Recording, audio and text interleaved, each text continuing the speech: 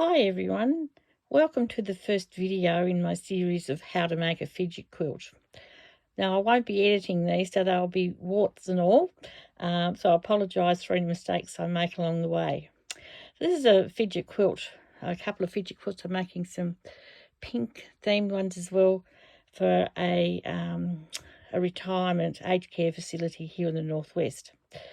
So, a couple of things about making a fidget quilt. Of course, this is my design and my pattern that I use. I make so many that I use the same format all the time and just add a few bits and pieces as I collect them. It's most important when you're making a fidget quilt that you have the security of the pieces on it, safety uppermost all the time in your mind. Make sure that nothing can be easily pulled off, because you have to understand that people with dementia sometimes have Herculean strength and can pull things off, whereas we think they're quite secure. They will find a way of getting them off.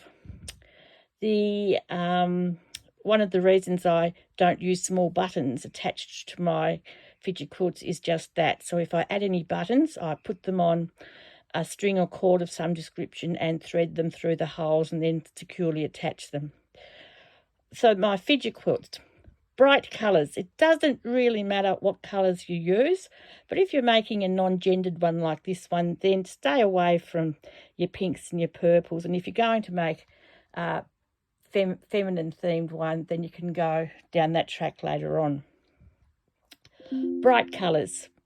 People with dementia quite often, as they deteriorate, will lose their senses of sight and hearing, but they can still see fairly bright colours towards the last stages of their dementia.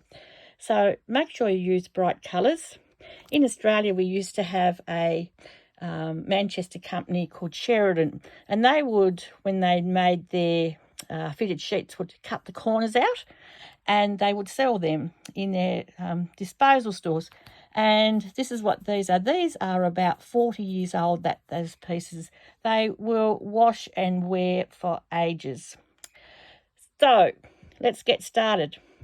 My fidget quilts are made up of 9 squares, each of them measuring 9 inches by 9 inches. And I follow a format, but of course you don't have to do that. I always, for some reason, like to start off with square number 2, which is this one here, with a zip in it, and I make sure that my zips are nice and colourful. And I buy these from a Chinese company now, where you can get bright coloured zips at a very cheap price. So I'll put the link to that in the Facebook post which I put up. So attach the zip with a zigzag. Everything you put on your fidget quilt should be attached with a zigzag down either side, and then I put a ribbon or braid across the ends, just like that, to cover up the exposed ends there so they can't put their finger up underneath it and lift it off. Then I attach a Velcro tidy. I buy those also on AliExpress, and I buy them like these. I used to get a pack of assorted colours, but then I've discovered that you can buy these bright colours just by themselves, so I do that as well now. So I'll put a link to that up as well on the Facebook post.